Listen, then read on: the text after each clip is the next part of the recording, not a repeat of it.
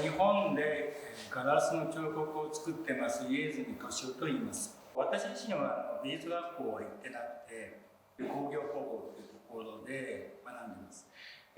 どちらかというと技術もしくは技能を教える学校で、そこを出た後で私はカメラ会社で働くようになります。その時に何を教わったかというと、レンズの研磨、レンズを磨くということを教わります。それも今のような現代のレンズ研磨というよりも50年ぐらい前の本当レンズの研磨の仕方であって、本当になんていうの、手で磨く。で面白いことに研磨というのは友取りという技法を使います。すり合わせという技法ですけれども、今でも大きな天体彫りとレンズを自分で作る人がいます。キット持ってます。同じようにレンズを磨き方というのは500年以上前のガリレオと時代がほとんど変化していません。友取りすることによってレンズのような完璧な幾何学形態を作ることができます。それを作れることの面白さというのかな、それが最初に覚えました。私にとってレンズを磨いたという経験は非常に大きな力になっていると思います。これは普通に知ってる板ガラス。板ガラス、このガラスを使って彫刻を作ってます。これをどうするかというと、これ実際には削るんですけども、削ることによってこのような形のものを作ることができます。これで板ガラス、これすごい不思議な物質でして、見てわかるように側面に緑色があります。それでこう見ると透明ですよね。でこの色がものすごい重要です。で私の作品にとってはこの色が非常に重要で、この色があることによって初めてガラスの彫刻を作ることができます。この色があることによってこのような透明なものとは違うものを作ることができます。ちょっと説明すると、これはレンズです。全く無色透明のガラスなんですけれども、レンズを見たときに多くの人はレンズを通して外界を見ます。それで多分レンズの内側は誰も見ないんですね。レンズの内側がどうなっているか、レンズの内側に入ることはしません。あくまでもレンズを見た人はレンズの向こう側、こちら側を見ます。それに対して私のやっていることは、ガラスの内側に入る。ガラスのこの中に自分自身の目の視線を閉じ込めるということをします。この中に視線を閉じ込めることによって外部と内側というものをつなぐことができます。それが一番大きな私の作っているもののポイントになります。最初に平面の中にガラスの盛り上げを作ったものの作品を言えば、ガラスを一つの作品の中に物質の状態のガラスと透過したいわゆるイリュージョン、存在しないガラスを組み合わせる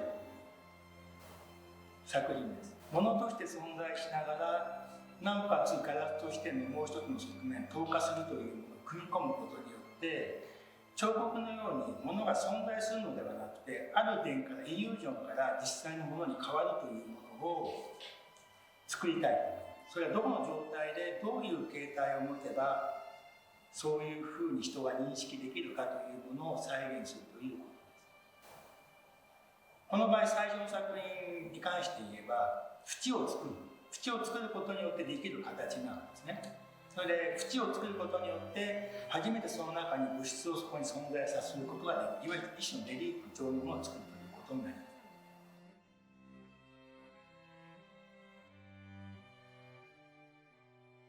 第2番目に何をするかというと、今度は縁をなくすという、縁を変形させるというものです。ガラスの場合、石の彫刻とか極端に違う点は何かといえば影を持たないという素材です。ですからガラスで作る彫刻に関して言えば影を持ちません。大理石の彫刻で一番重要な点は何かといえば影です。影によって立体感を出すということをしますけれども、ガラスの場合影ができませんので、何が見えるかというと縁の状態を見ることができます。つまり彫刻の場合は縁の移動によって立体を作るということになります。ですから縁を変化させることによって中のイリュージョンがどのように変化するかを作り出すという仕事です。縁の問題はものすごく重要でして、立体の場合縁は陰影によって立体のボリュームとマスが出てます。それに対してガラスの場合は陰影がありませんので、縁の状態と内側の奥行きの問題になります。もう一つ重要なのがその時にガラスの色になります。ガラスの場合、ガラスが厚くなるに従って色が強くなります。これで屈折も加わります。それによってガラスの中に板ガラスを使うことによって色の濃淡を作ることができる。濃淡と縁と奥行きが3つの状態が見る角度によって絶えず変化し続けます。縁の変化を作り出すことによって内側のイリュージョンを作り出し、縁と奥行きとの関係を作ることができます。それで作ったものがこのような形の丸い形のものになります。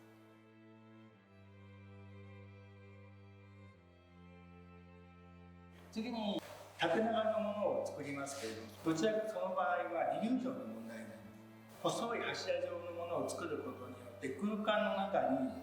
線のような切れ目ということを作ることができます。なおかつ絵画のように字が変化することによって空間の切れ目のような奥行きをある部分で作ることができるということがあります。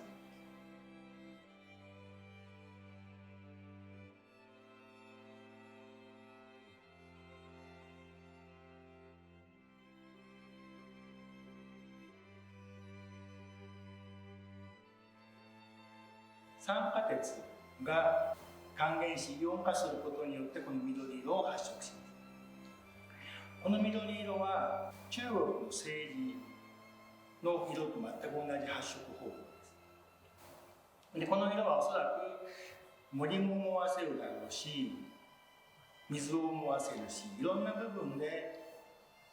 何か少し自然に近いものを思わせます。